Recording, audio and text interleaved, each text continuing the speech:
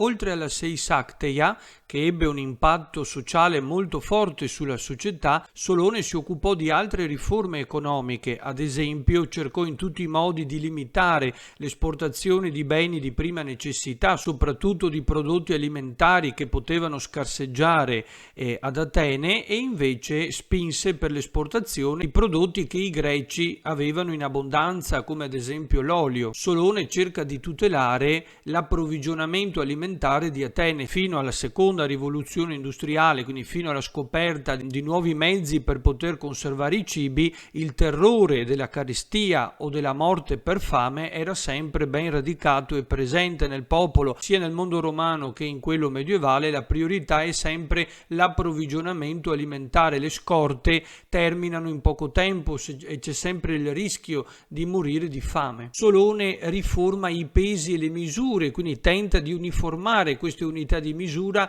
nella compravendita dei prodotti, perché c'erano moltissimi imbrogli, quindi anche qui interessante notare come Solone fosse anche attento a questo problema, che evidentemente era molto diffuso all'epoca. Ma la cosa più importante è che la tradizione attribuisce a Solone la suddivisione del popolo in 4 classi censitarie, non più una ripartizione basata sull'etnia, sulle 4 tribù di Atene, ma sul censo basato sul reddito agricolo, quindi in base alla ricchezza che derivava dalla terra. Ricordiamoci che fino alla rivoluzione francese, quindi fino all'abbattimento dell'Ancien Régime, la ricchezza base principale per una persona è la terra, quindi tutti coloro che possono investono sulla terra perché era la principale fonte di ricchezza. I nobili saranno sempre grandi latifondisti e viene dunque a crearsi una costituzione timocratica, viene da timè che significa appunto ricchezza. Però è interessante perché, come succederà anche a Roma, sostituire l'etnia con la ricchezza per suddividere il popolo significa scardinare un'idea che era molto radicata nella mentalità ateniese e poi in quella romana: il diritto di governare per nobiltà di nascita, la nobilitas, cioè il governo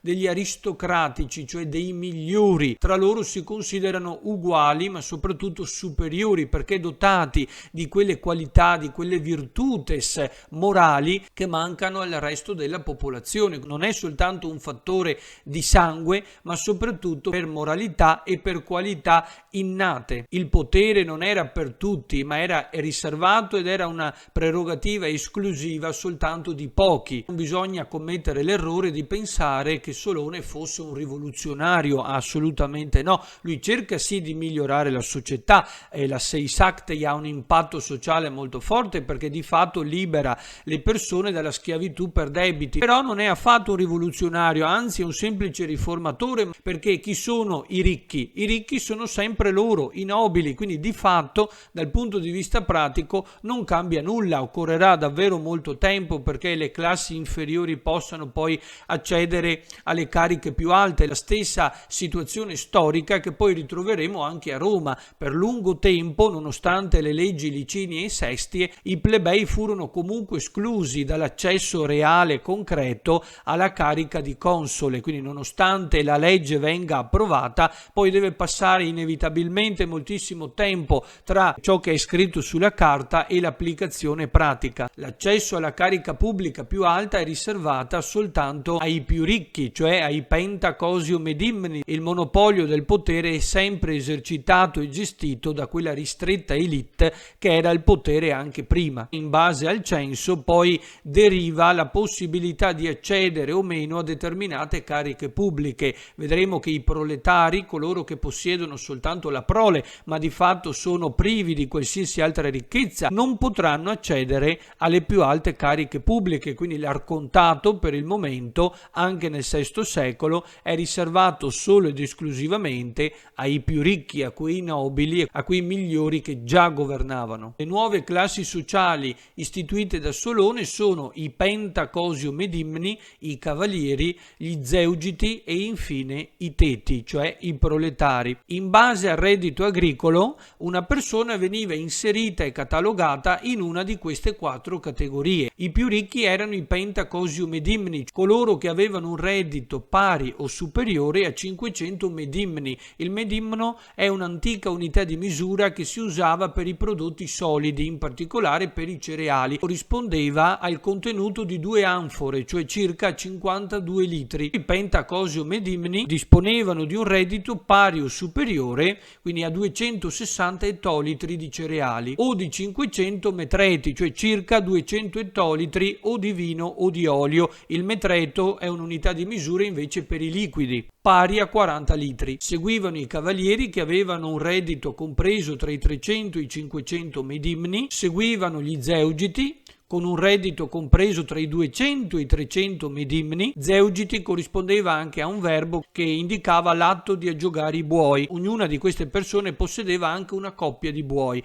E infine c'erano i teti, cioè i proletari, coloro che non possedevano nulla, che non avevano quindi un reddito agricolo per il semplice fatto che le loro terre erano pochissime o addirittura non avevano nessuna terra, quindi non avevano un reddito sufficiente per potersi inserire in una classe più alta, ovviamente, quindi mettevano a disposizione soltanto il lavoro delle loro braccia, quindi erano di fatto braccianti. Soltanto i pentacosium medimni potevano accedere alla carica di arcontato. La più alta magistratura era riservata soltanto alle persone più ricche, quindi erano gli unici poi a poter accedere all'areopago al termine della loro carica. Pertanto erano gli unici poi a sorvegliare e a controllare il lavoro di tutti gli altri magistrati. Ecco perché si parla di monopolio esclusivo. Gli unici che non potevano accedere a nessuna carica pubblica, quindi non potevano essere eletti e quindi non si potevano candidare, erano i teti, cioè i proletari nullatenenti.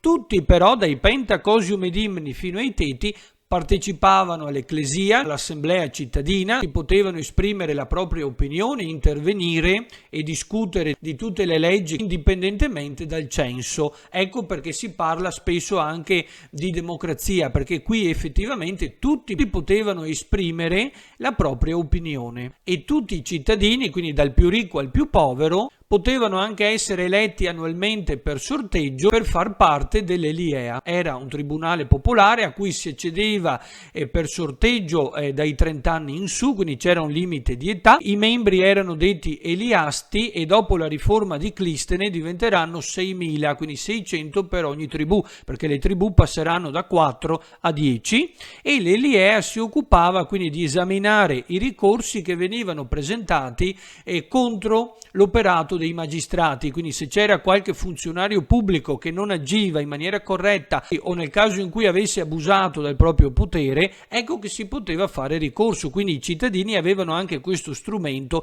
per potersi difendere ed era anche un modo per controbilanciare lo strapotere dei ricchi. Al reddito poi corrispondeva l'impegno non soltanto politico ma soprattutto militare. Pentacosium medimni e i cavalieri partecipavano alla guerra a cavallo perché potevano permettersi non soltanto l'armatura ma anche il cavallo.